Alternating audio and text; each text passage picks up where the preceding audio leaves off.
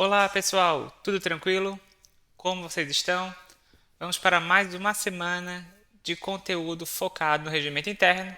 Faltam apenas 4 aulas, essa e mais 3 de conteúdo novo sobre o regimento interno. Finalmente vamos finalizar toda essa etapa de conteúdo. E aí vamos retornando somente para revisões e exercícios. Como estamos com prazo mais longo em decorrência da suspensão, como vocês devem ter percebido, estou publicando apenas um vídeo de regimento interno por semana e um vídeo de conhecimento geral que também vai ao ar essa semana. Até para vocês irem estudando suas disciplinas e não precisarem ter um foco somente no regimento interno, podem estudar outras disciplinas sem problema nenhum. Então é manter a rotina de estudos, seguindo aí, pensando nesse concurso. Querendo ou não, tem muitos conteúdos específicos somente da LESC, né? Não tem aquela coisa de constitucional, administrativo. Tem uma pegada só das disciplinas e questões que você deve focar para essa banca, né? Se esse é o seu foco. Não se esqueça de se inscrever nesse canal e deixar o seu like. Depois que eu finalizar o regimento interno e os conhecimentos gerais de Santa Catarina, eu vou trabalhar com vocês também um pouco, né, sobre o processo legislativo, que parte do conteúdo de processo legislativo remete também ao regimento interno, como por exemplo o projeto de lei de diretrizes orçamentárias, os projetos de leis orçamentárias, matérias legislativas, acaba retomando, né, lá na outra parte do edital, que é processo legislativo. Então é bem importante e vou trabalhar isso com vocês, tá? Então acompanhem caso vocês queiram também depois continuar os estudos. E é claro, né, vamos fazer várias revisões para maturar todo esse conteúdo, né, que é bastante coisa que a gente viu nesses 14 vídeos, né? Basicamente 14 horas de conteúdo e no futuro farei várias revisões e resumos para a questão mnemônica, né? É muito importante você gravar as principais etapas e assim depois com a leitura dos artigos você consegue lembrar e memorizar. Mas cada um tem sua estratégia de estudo, então vou voltar agora para a questão do conteúdo. A videoaula de hoje ela aborda os conceitos do artigo 208 ao artigo 237. Então já estamos chegando no fim do regimento interno. Basicamente, o vídeo de hoje e o próximo finaliza toda a questão processual de funcionamento das proposições, projetos, indicações, moções, emendas. Então tudo será finalizado nessas próximas 2 aulas. E o vídeo de hoje começa principalmente com a questão do recebimento e distribuição. Então, como funciona? Primeiro, toda proposição recebida então, pela mesa diretora da LESC, exceto as indicações, moções, pedido de informação, requerimento, emenda, recurso, será incluída em sinopse a ser disponibilizada a todos os deputados, sendo datada publicada no Diário Oficial da Assembleia Legislativa e despachada pelo presidente, conforme as suas competências. Esse é um ponto, né, que toda proposição você pode observar analisando o regimento interno e analisando o Diário Oficial da LESC, vai estar lá, né, datada e informada para ter a sua publicidade. É importante também que vai ser informada uma sinopse para os deputados que estão aí hoje eleitos. Além disso, nós temos a questão de uma futura regulamentação do processo legislativo digital. Então, nós vamos ter normas complementares que, nesse momento, eu ainda não vou abordar. Isso eu vou abordar no conteúdo de processo legislativo, tá? As normas complementares do processo legislativo digital.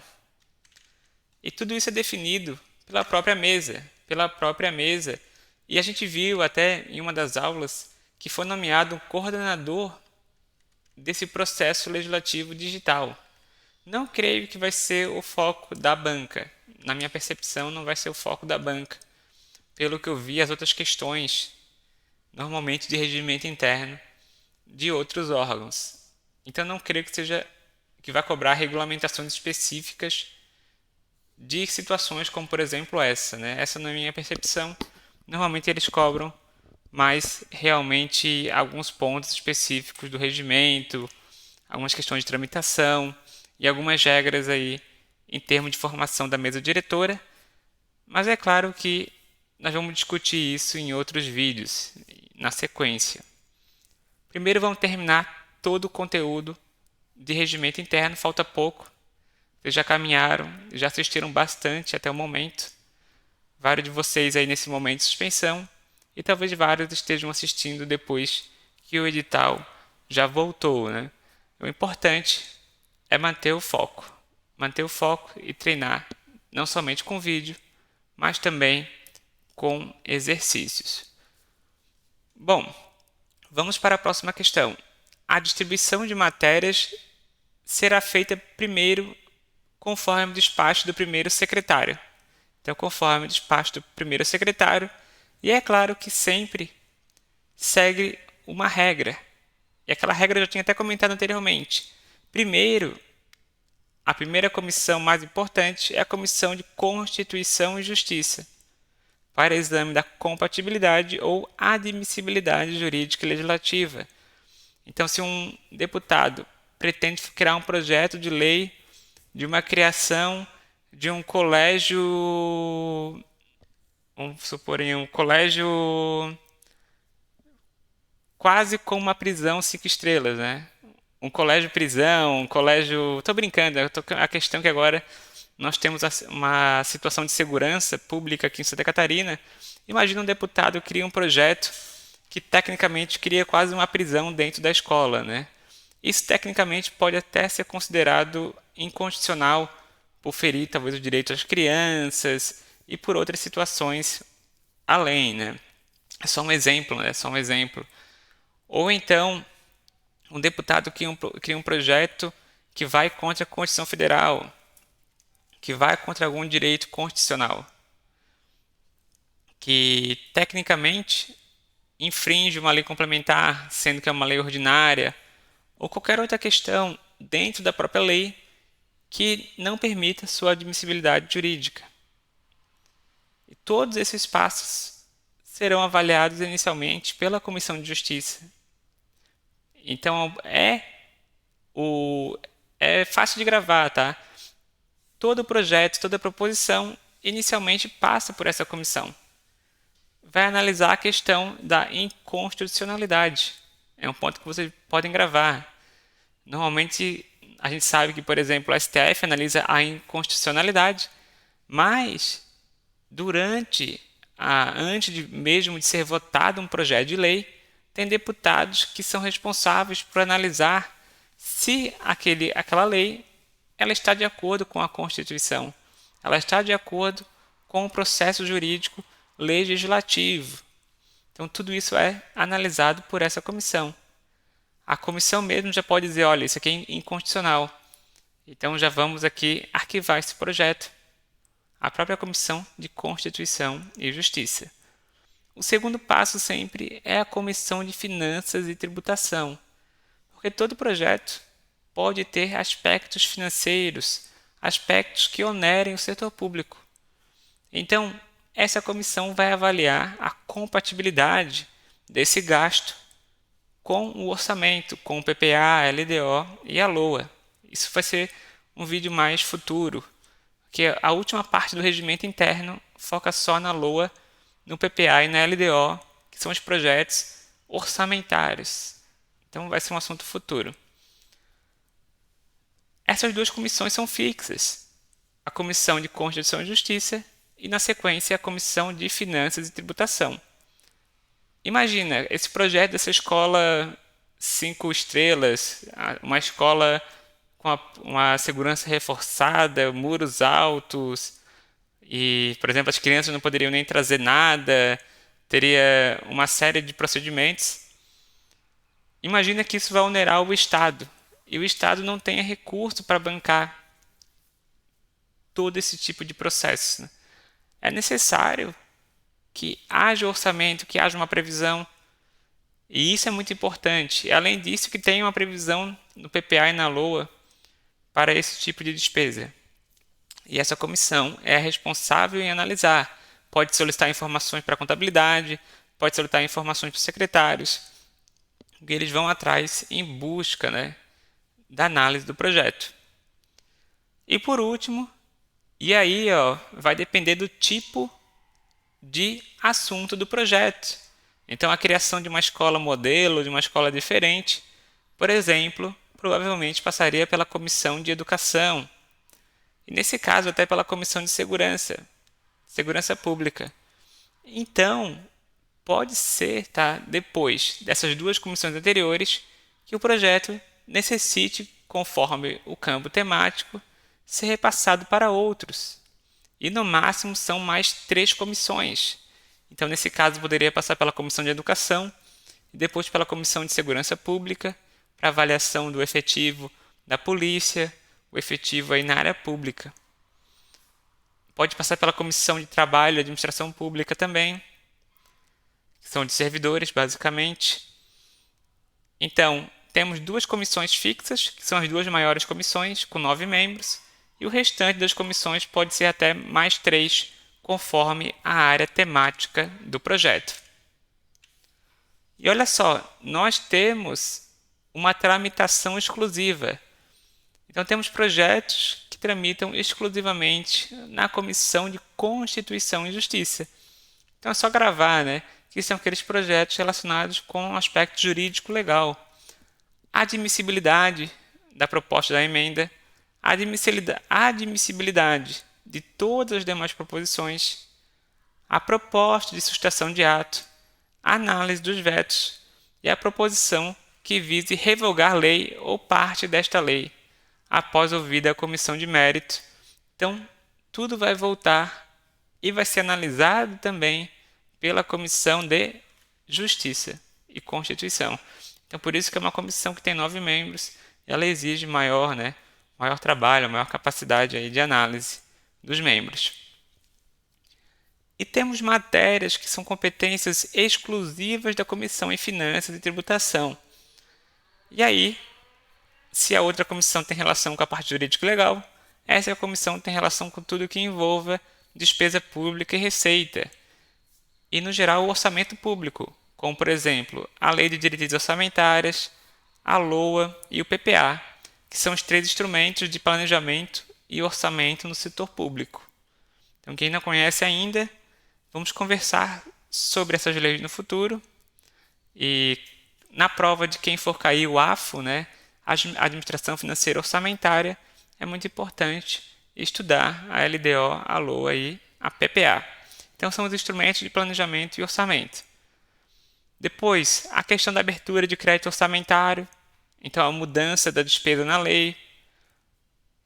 Tudo que envolva receita também, a questão de incentivos fiscais, a questão dos convênios de ICMS, os convênios do CONFAS, a questão dos direitos e deveres do contribuinte, os empréstimos. Então, se o Estado quer pegar um financiamento, obrigatoriamente tem que passar pela Comissão de Finanças e Tributação, exclusivamente, né? E qualquer outra proposta, lei que institua, crie, majore ou diminua impostos, taxas e qualquer outra aí, contribuição, tarifa. Então reparem, né? Tudo que está relacionado com orçamento, receita e despesa. É bem simples gravar, né? Não precisa até gravar cada conceito, mas é importante conhecer, né, a ideia principal. Bom, em relação à tramitação, agora vamos dizer algumas regras específicas da tramitação do projeto. Primeiro, a remessa de cada comissão vai ser distribuída pelo primeiro secretário. Então, o primeiro secretário vai definir a comissão, vai definir o processo. E depois as comissões vão repassando entre elas, tá? Repassando entre elas. E quando qualquer comissão Então, por exemplo, a Comissão de Finanças e Tributação pretende que a Comissão de Educação se manifeste anteriormente sobre o conteúdo, ela tem que informar para o primeiro secretário. Então, o primeiro secretário, anotem aí, é a pessoa responsável por cuidar das tramitações dos projetos. Então, ele que no momento vai coordenar as comissões, como vai passar de comissão para comissão, e caso necessite, caso alguma comissão queira antecipar ou modificar a opinião de outra comissão, solicitar, vai requerer ao primeiro secretário. E se a comissão achar que o assunto que repassaram para ela não tem sentido, não é de competência dela, eles vão dar um parecer informando, tá? Dão um parecer informando e passando para a próxima comissão. Então vamos supor que nesse projeto da criação da escola passe para a Comissão de Segurança Pública e eles achem que não é atribuição deles comentar sobre essa matéria. Então nesse caso eles vão informar, né?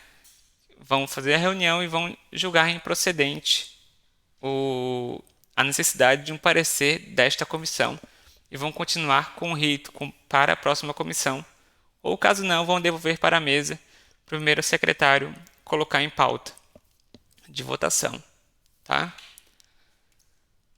E olha só, os projetos que receberem parecer contrário em relação ao projeto, em relação ao mérito da causa, de todas as comissões que forem distribuídos, serão tidos como rejeitados e comunicados ao plenário. Os projetos que forem idênticos ao outro em tramitação vão ser devolvidos ao autor do projeto. Então, essa é outra regra. E se dois ou mais projetos forem considerados análogos ou conexos durante a tramitação pelas comissões, este requererá a tramitação conjunta das matérias ao primeiro secretário. Então isso é muito comum. Vamos supor agora, né? Nós tivemos essa situação infeliz que aconteceu na creche de Blumenau e vários deputados colocaram projetos de lei que criando escolas de segurança, criando vigilância, dentre outros. Nessas situações, o primeiro secretário ele vai analisar, né? Primeiro, a similaridade dos projetos, se tem questões idênticas ou não, se dá para colocar os dois numa categoria só de análise, ou se são iguais, e aí um será devolvido ao último, né? Ao que colocou por último o projeto. Então tudo isso vai ser definido aí pelo primeiro secretário, ou pode ser solicitado por uma comissão para que o primeiro secretário analise. Bom, e depois, retornando ao que nós tínhamos comentado, depois que passa por todo o processo aí das comissões, ele tem que entrar aí na ordem do dia, na ordem para a votação, no prazo máximo de 3 sessões ordinárias, tá? Então, depois que passou o trâmite por todas as comissões, nós temos aí o prazo para entrar na ordem do dia de até 3 sessões ordinárias, né? Podendo aí ser sobrestada a critério aí do presidente da LESC e conforme a maioria dos líderes. Além disso, as proposições subordinam-se à apreciação em um turno único. Então você pode aí encaminhar a votação para o turno único, excetuada as propostas de emenda à Constituição, os projetos de lei complementar e os projetos de lei delegada. Então, excetuado esses projetos, ademais serão apreciadas em um único turno, em uma única votação. Então, emenda à Constituição, projeto de lei complementar e projeto de lei delegada, no mínimo aí 2 turnos. Cada turno é constituído de discussão e depois da votação. As proposições sujeitas a 2 turnos e que não forem aprovadas no primeiro serão consideradas rejeitadas, sendo dispensada a votação em segundo turno. Então, se um projeto de lei complementar que visa mudar o imposto de IPVA, se ele for rejeitado no primeiro turno, ele não vai ser aí, né, nem votado numa segunda rodada. E as proposições que visem declarar de utilidade pública a entidades serão votadas em turno único, então, né, caso seja para declarar uma entidade específica como utilidade pública. É claro que nós temos dois pontos que, por exemplo, o governador pode declarar um projeto de lei em regime de urgência ou prioridade. Então, olha só, excetuadas as matérias em regime de urgência ou prioridade, é de duas sessões subsequentes o intercísio entre a aprovação da matéria e o início do turno seguinte, né? Então, nós podemos ter aquelas situações de regime de prioridade em que se fazem duas sessões ordinárias no mesmo dia. Então, isso pode acontecer, tá? Isso pode acontecer aí. E é bem frequente em projetos de lei que eles querem ter celeridade, que o governador pede o regime de urgência ou prioridade, duas sessões aí no mesmo período, uma sessão extraordinária, como a gente viu. E essa dispensa do interstício da espera de duas sessões poderá ser concedida pelo plenário a requerimento aí de 1/10 dos membros da ALESC, tá? Então sempre tem que ter um período entre as duas sessões no caso de votação, excetuado aí o regime de urgência ou regime de prioridade. Além disso, em relação a esses regimes, nós temos aí, então para vocês conhecerem, os três regimes comuns, que é o regime ordinário, o regime de urgência e o regime de prioridade. Então a gente pode encaminhar um projeto no regime ordinário, que é o padrão, todo o processo das comissões e depois as votações, até 3 sessões ordinárias. E temos os regimes de urgência. Olha só, o regime de urgência é quando o governador do estado, justificadamente, apresenta a proposição para a LESC votar no prazo máximo de 45 dias. Porque nós temos aquela situação que as comissões podem pedir vistas, então o prazo às vezes ele se dilata em um prazo longo. Já quando se pede um regime de urgência, nós temos aí que deve ser votado uma matéria, vamos supor agora uma questão de educação, segurança, um regime de urgência para que seja votado em até 45 dias, por uma questão de emergência e urgência da necessidade. Olha só, as comissões, no máximo 3, a que for encaminhada a proposição urgente, obedecerão os seguintes prazos. Então, nessa situação, o máximo de comissões são 3. E primeiro, nós temos 15 dias corridos para a Comissão de Constituição e Justiça e Finanças e Tributação, cada uma, que é aquele prazo convencional, e essas comissões são as que são obrigatoriamente a serem definidas, e 15 dias para uma terceira comissão, que o primeiro secretário aí vai designar, que ele vai selecionar. Então, esses são os prazos para as comissões, 45 dias no regime de urgência. Isso é importante, porque acaba estabelecendo um prazo, e mesmo com pedido de vistas, o prazo não pode ser dilatado. Ele tem que ser feito em sessões extraordinárias e ter que ser resolvido, E olha só, os pedidos de diligências encaminhados ao Poder Executivo sobre proposição urgente, se não respondidos no prazo destinado a cada comissão que os encaminhou, determinarão o arquivamento da proposição. E aí tem uma outra situação. Então imagina que o governador pede um regime de urgência num projeto de educação e segurança. E aí a comissão de educação, que vai ser a terceira comissão, pede informações sobre os gastos com vigilantes atualmente pelo Estado. E o Estado não responde. Então, nesse caso, pode ser arquivado o projeto de lei, porque o Estado não respondeu. Isso é bem comum, Que, querendo ou não, os deputados eles não têm as informações com eles do Poder Executivo, do governo.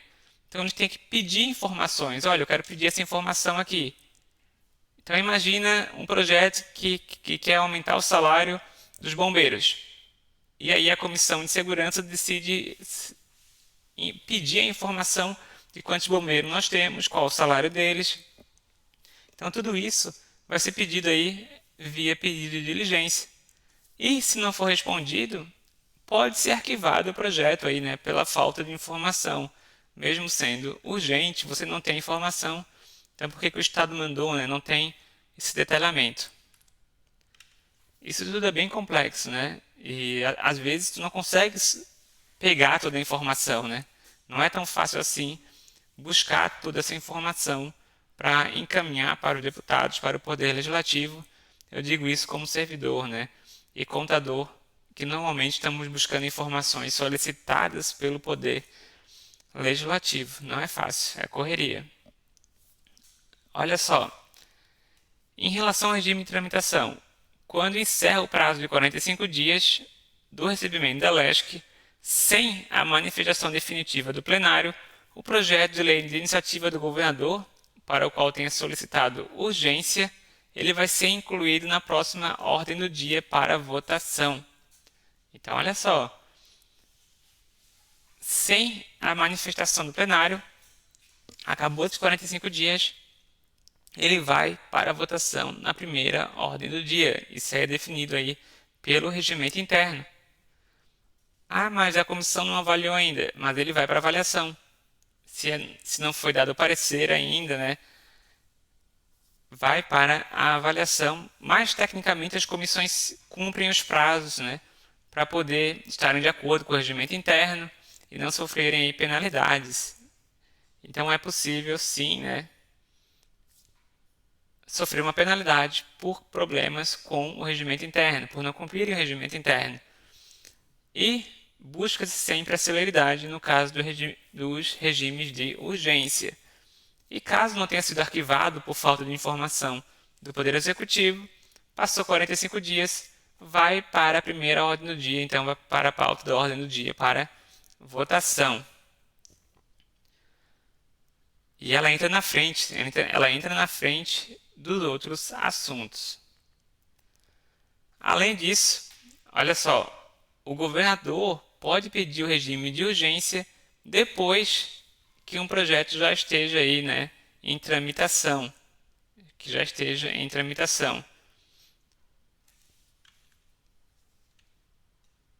Bom, outro ponto aqui também é que não é permitida a urgência nas questões de emenda, tá? Quando foi apresentado emendas ao plenário, e aí, nesse caso, não pode. Então, tem um projeto de lei que ele está em votação e pretende-se mudar, né, fazer uma emenda ao projeto. No caso dessas emendas, não é permitido aí utilizar a situação de emergência. Já o regime de prioridade já é uma outra situação. É quando, na LESC, para apreciação de algumas proposições específicas, dispensa exigência de interstitícios e formalidades regimentais. Então, em alguns casos que é necessário que a pausa entre a votação e a ordem do dia, que as formalidades desse regimento sejam aí não utilizadas, não cumpridas. E esses casos são definidos no regimento interno. São eles: suspensão das imunidades.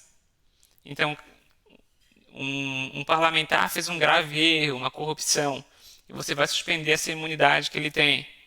Então, você pode votar um projeto de lei anteriormente. Transferência temporária da sede, intervenção em municípios, autorização de governador ou vice a se ausentar do país, com prazo determinado, alteração do salário do governador, do vice, dos deputados e do secretário de Estado, suspensão, no todo ou em parte, da execução de qualquer ato, deliberação ou regulamento declarado inconstitucional pelo Poder Judiciário catarinense. E, além disso, todas as proposições constantes da pauta da convocação extraordinária.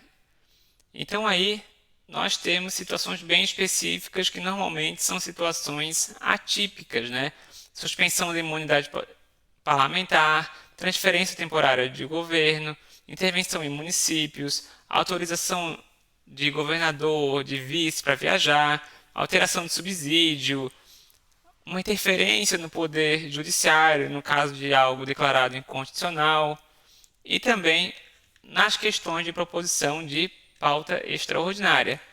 Reparem que o regime de urgência está relacionado com o poder do governador, né, em selecionar, e o regime de prioridade está relacionado com as situações previstas no regimento interno, na qual não será cumprido todas as etapas de avaliações da comissão com a mesma formalidade e também com o período aí de votação das sessões.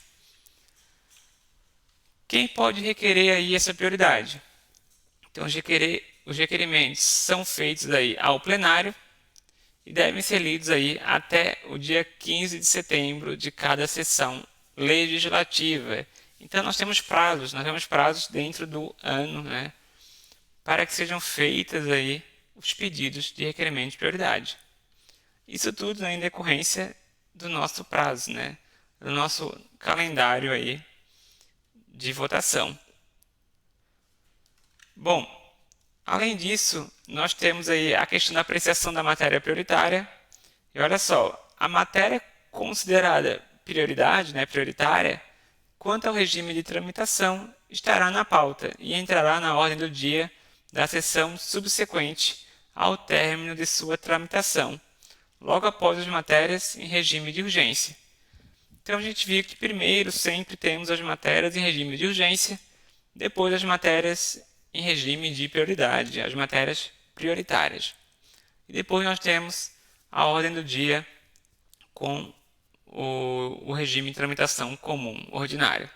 Tá bom? Outro ponto é que não pode ser requerida a prioridade à emenda à Constituição, a projetos de diretrizes orçamentárias, a LOA, a UPPA, prestação de contas do governo, medida provisória, alteração regimental. Então, tudo isso não pode ser requerido aí regime de prioridade. E o regimento interno ele define até na discussão dessas matérias, os oradores poderão ter prazo de 5 minutos e depois de votação até 3 minutos. Outro ponto que sempre é garantido a palavra aos líderes para encerrar a discussão das matérias e, nesse regime de prioridade, não é admitida a apresentação de emendas em plenário. Então, para a questão de emenda, assim como não é permitido uma emenda em regime de urgência, também não é em regime de prioridade. Esse é um ponto importante. E aqui nós temos, as proposições terão preferência para discussão e votação na seguinte ordem. Então, como que funciona? Vamos votar os projetos de lei que nós temos hoje. Primeiro, vota-se as redações finais. Então, vamos votar o projeto de lei formado, discutido e já está em pauta. Então, ele já está pronto para ser discutido. Já tem os pareceres, já tem todos os processos aí necessários para que seja votado e colocado em prática, em vigor. Então, primeiro se vota as redações finais. Depois se vota parecer da Comissão de Justiça sobre a admissibilidade das medidas provisórias. Depois se vota os projetos de conversão em lei de medida provisória. Depois, as matérias consideradas urgentes pelo governador do estado. Depois, os vetos. Depois, as matérias consideradas prioritárias pela LESC. Depois, a admissibilidade da emenda. Depois vem a questão orçamentária. Bom, então essa é uma sequência que vocês não precisam gravar. Na minha visão, aí não vão cobrar essas questões aqui, né, de preferência de discussão, tá? Não vão cobrar, até porque seria sem sentido, tá? Seria sem sentido toda essa sequência, a necessidade de gravar. Mas sempre tem a lógica de que é mais importante as emendas, depois a parte orçamentária, depois a lei complementar, a lei ordinária, e assim vai na sequência, né? Vai na sequência do processo. E nós temos a questão de urgência, que é um dos primeiros a ser votado. Depois vem as matérias prioritárias. Além disso, olha só, nós temos a questão da numeração, temos a questão dos tipos de emenda, como nós vimos, que elas podem ser modificativa, supressiva e aditiva. Nós temos também a questão dos requerimentos de ordem. Pode ser pedido por um deputado para que seja votado determinada situação, né? Então pode ser feita essa solicitação e aí o plenário vai votar. E olha só, quando ocorrer a apresentação de mais de um requerimento, o presidente regulará a preferência pela ordem de apresentação. Então é muito comum que em determinadas situações pode ser solicitado por um deputado, por uma bancada, para que determinados projetos sejam votados antecipadamente. E o plenário vai decidir, e o presidente também pode aí definir quais serão votados primeiros para a definição da ordem do dia. Além disso, nós temos outro ponto que é bem interessante quando a gente observa uma sessão da Câmara, que é a votação em separado. Você pode pedir para que determinado artigo, parágrafo, inciso, alínea, seja votada em separado, desde que 1/10 dos membros da LESC solicite, tá? Faça esse pedido e depois que votado, tá? E aquele ponto específico vai ser votado após a proposição no primeiro turno ou turno único. Então, olha só, pode ser votado em separado uma parte do parágrafo, da linha, que vai ser votado na sequência depois do projeto de lei. Se o projeto de lei já foi todo revogado, aí não vão nem votar em separado. Mas se o projeto de lei for aprovado e depois vai ser discutido determinados incisos, determinadas emendas. Então isso é bem comum. Ah, não, esse parágrafo que ele não está coerente, vamos votar em separado para discussão e análise, né? Depois até as emendas também vão ser votadas em separados. Na sequência, fica vedada a apresentação de requerimento para votação em separado de artigo, parágrafo, bem como de emenda, nas votações de segundo turno e redação final, tá? Então imagina, o projeto já está para a redação final, já foi tudo definido, já teve aí uma primeira análise pelos deputados e ele já está para ser votado seu texto, sem emendas. Nesse caso, não é permitido votar em separado uma parte. Ou todo o projeto é aprovado, ou nada do projeto é aprovada. Essa é a ideia da votação em separado, né? E que não é cabível no caso de uma votação final, no caso da redação da lei ou do segundo turno. E o requerimento dessa votação em separado será formulado por escrito até que seja votado a proposição. E por fim, nós temos a questão da prejudiciabilidade. O que é isso, tá? Primeiro, a prejudicialidade faz com que um projeto seja arquivado. Então, aquele caso que eu comentei, tem dois projetos iguais dentro da LESC, a mesma ideia, até uma redação semelhante. O último projeto a ser definido vai ser considerado aí prejudicado, vai ser arquivado, né? Ou no caso, por exemplo, de que uma ideia, um projeto, uma proposição foi votada e foi considerada rejeitado. E na sequência colocou-se o mesmo projeto. Nesse caso, ele também é considerado aí prejudicado, que é o mesmo conteúdo que já foi votado anteriormente, tá? Então essa é a ideia principal.